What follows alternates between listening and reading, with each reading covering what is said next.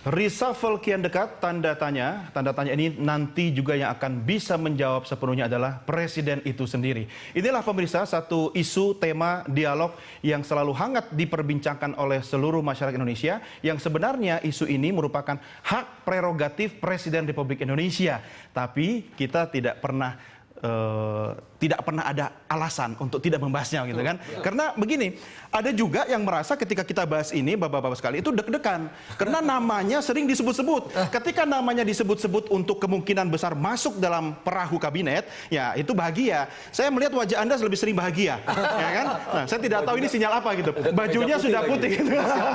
Ya, iya, sudah siap dilantik. Tapi ada nama-nama yang sering disebut juga yang kemungkinan besar ini potensi untuk naik sekoci turun di pantai atau pelabuhan terdekat atau keluar dari kabinet itu besar. Nah, kita akan diskusikan nama-nama itu. Saya akan sebutkan beberapa. Di antaranya pemirsa, ini ada Menteri BUMN Rini Sumarno, kemudian ada Menteri ESDM Sudirman Said.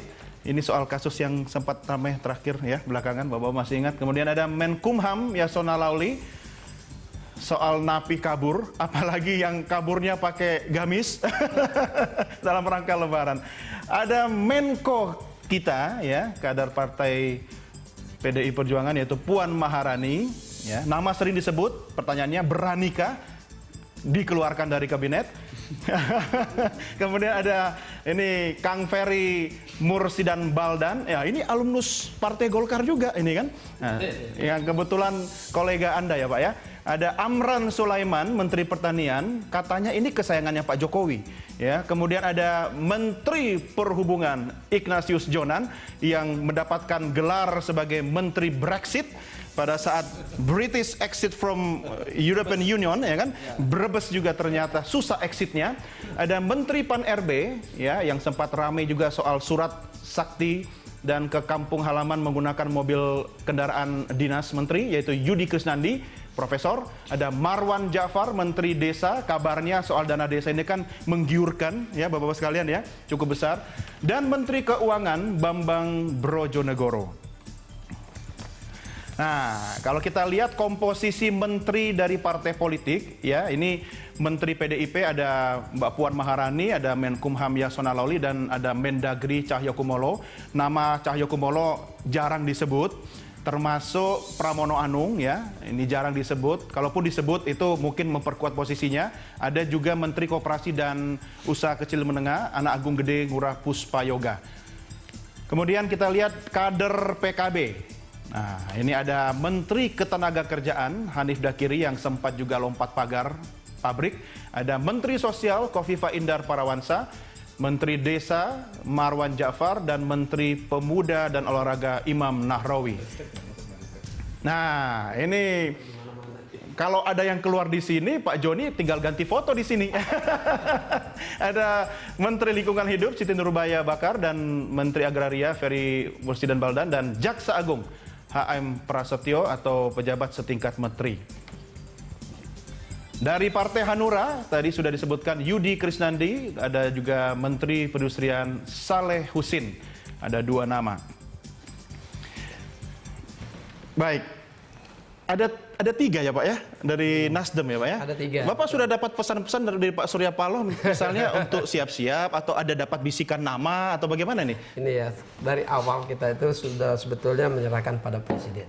Tapi kalau terkait dengan menteri-menteri dari politisi Partai Nasdem, ya, maka yang pasti bisa kami sampaikan, mereka adalah pembantu Presiden secara purna waktu. Melayani sepenuhnya, full timer ya, full timer untuk Presiden, karena ini juga bagian dari komitmen partai mendukung Presiden.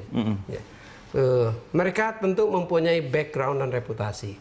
Ketiga-tiganya ini bukan kader yang baru, ya, bukan yang dikarbit. Ya, mereka cukup mumpuni pengalaman di birokrasi atau pengalaman politik.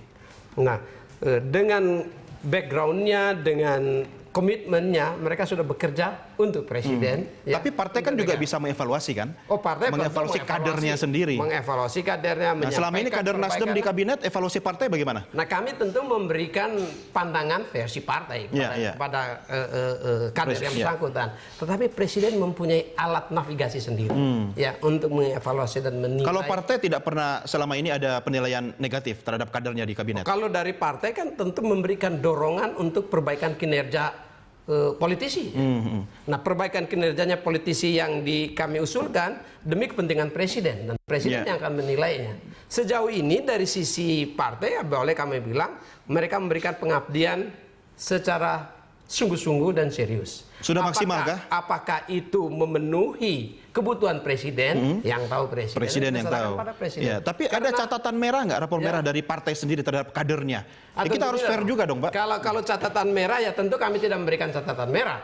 Yang diberikan kepada kader dalam bentuk diskusi adalah bagaimana kader-kader itu membantu presiden sebagaimana cita-cita partai. Ya, apakah di situ slogan dan tagline partai dijalankan? Yang penting menjadi catatan, yang paling utama yang memberikan catatan adalah apa?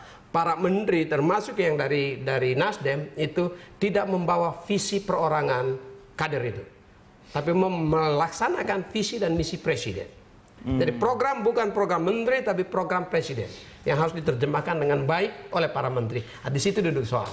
Apakah para menteri ini bisa menerjemahkan kebutuhan presiden dengan betul apa enggak? Iya. Gitu. Nah, sekarang Mas Hanta, Golkar ini kan sebenarnya seperti sekuntum bunga ya di pinggir jalan di depan istana, di mana selalu mengawe-ngawe atau melambel-lambel setiap presiden keluar masuk istana begitu kan? Apakah akan dipetik bunga terbaik itu untuk memperkuat posisi kabinet dalam rangka misalnya 2019? Atau kira-kira presiden punya strategi? Ini bahasanya tadi soal evaluasi gitu kan? Tanpa itu pun Golkar sudah tanda petik takluk kan sebenarnya. Belum sudah mengatakan mendukung Pak merapat sudah dan seterusnya. Meskipun tadi Pak Joni bilang sudah punya 3 dan sebagainya. Tapi itu ada konstelasi internal ya, siapa ketua umum Golkarnya dan lain sebagainya. Jadi ada konstelasi internal antara istana dengan Golkar. Itu ada hal yang berbeda analisisnya.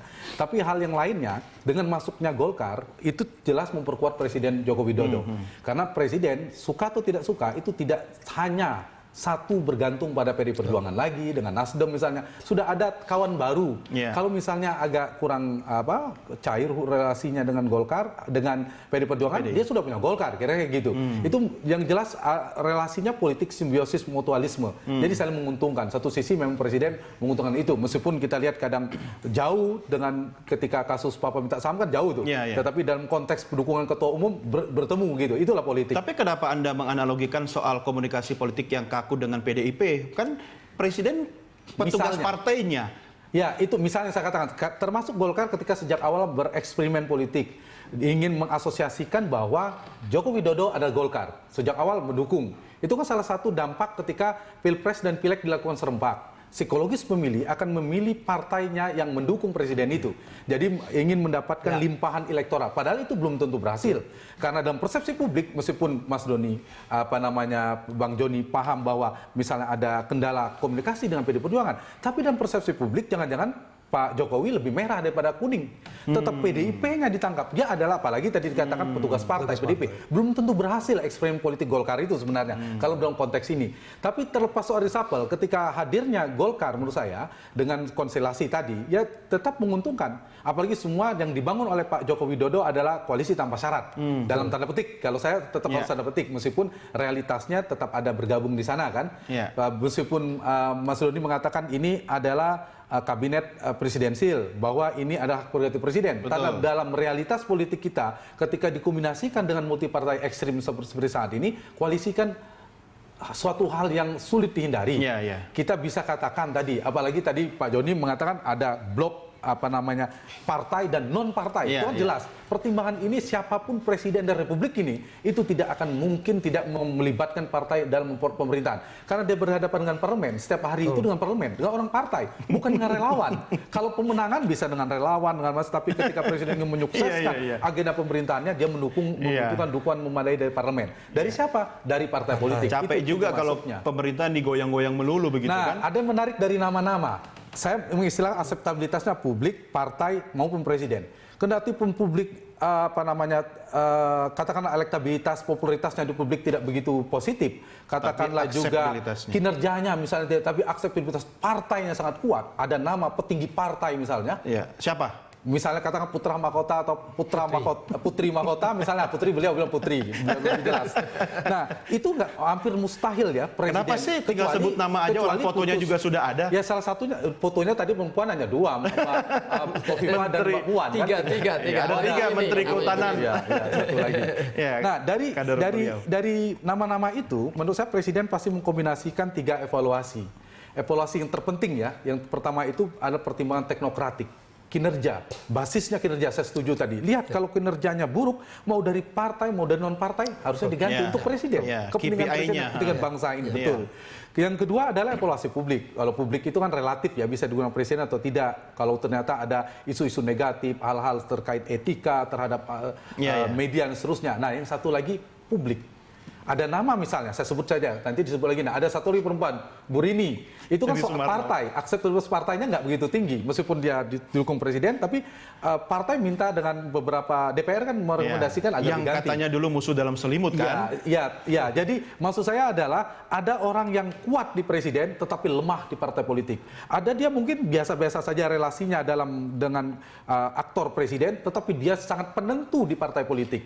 Dia punya dua-duanya, tapi dia lemah citranya di publik. Jadi kombinasi artinya yang paling aman, tiga-tiganya bagus. Oke, itu paling artinya aman. 3 hal itu juga yang membuat nama-nama tadi bisa gelisah begitu kan? Nah, apakah presiden, Mas Hanta, sebelum Anda komentari Pak Joni, akan memilih untuk mengotak-ngatik yang orang partai, ya, atau jangan diganggu lagi lah yang partai, yang profesional. Sementara harapan masyarakat ingin mewujudkan kabinet kerja ini, zakon kabinet gitu kan, orang-orang profesional begitu. Ya, itulah ujian bagi leadership seorang presiden. Tetapi kita kan tidak bisa bicara mengatakan ini hak prerogatif presiden, di konstitusi begitu, tapi dalam realitas politik itu tidak bisa sepenuhnya. Jadi maksud saya adalah presiden tetap punya kepentingan. Saya menghindari dikotomi partai non partai saja. Profesional. Dia mau dari partai, dari non-partai, profesional. Tapi kalau kemudian bukan basis profesionalismenya ditangkap, tetapi ini adalah kata ketua umum harus si A, nggak ada urusan. Nah, presiden terdikte oleh keinginan partai. Itu yang jangan. Tapi kalau presiden misalnya menghubungi Pak Surya, misalnya karena sekarang Nasdem, Pak Surya telepon ke Pak Surya, kata presiden, Pak ketua umum saya minta Pak Joni, kader Anda untuk masuk. Itu bagus, nggak masalah. Punya pijakan politik, di saat sama memang pilihan presiden.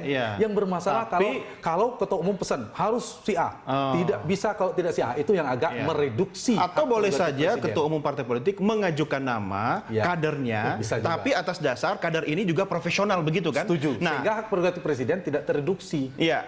Kita akan mengukur stok profesional dalam partai itu sebanyak apa? Kalau di Nasdem sendiri banyak nggak? Jadi begini, profesional itu ada banyak di Indonesia, ada banyak di partai politik, ada banyak di luar partai politik, ada banyak juga di Nasdem. Bukan profesional yang dipartaikan kan? Tidak. Setelah dapat peluang jadi anggota kabinet, kemudian buru-buru dipartaikan begitu kan? Bisa juga begitu Pak? Tentu tidak begitu.